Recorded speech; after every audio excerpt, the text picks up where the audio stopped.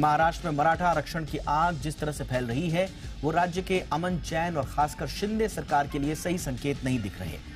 दरअसल महाराष्ट्र में मराठा आरक्षण की मांग कई वर्षों से की जा रही है, लेकिन सरकारें किसी न किसी वजहों से मांग को टाले जा रही थी। अब जब पानी सिर के ऊपर चला गया, मराठा आंदोलनकारी सड़कों पर उतर आए।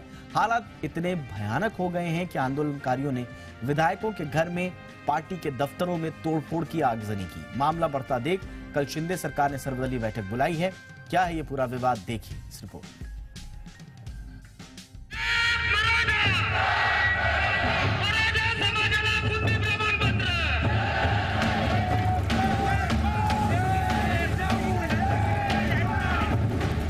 महाराष्ट्र का एक हिस्सा मराठा आरक्षण की आग में जल रहा है।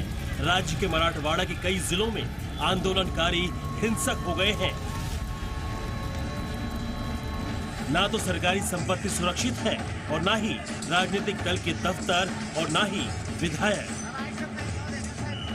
महाराष्ट्र में बीते 2 दिनों से हिंसक प्रदर्शन हो रहे हैं। आंदोलनकारियों ने सोमवार को एनसीपी के 2 विधायकों के घरों में आग लगा दी।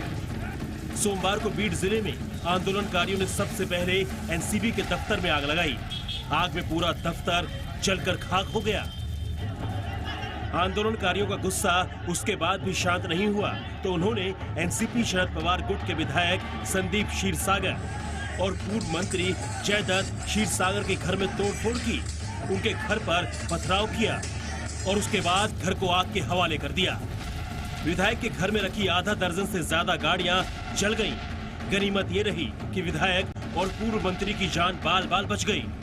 सिर्फ बीड ही नहीं, मराठा आरक्षण की मांग कर रहे आंदोलनकारी दूसरे जिलों में भी हिंसक हो गए हैं। पुणे में पुणे बेंगलुरु हाईवे पर प्रदर्शनकारी सड़कों पर आ गए। आंदोलनकारियों ने सड़कों पर आगजनी की। टायर जलाकर उन्होंने आरक्षण की मांग दोहराई।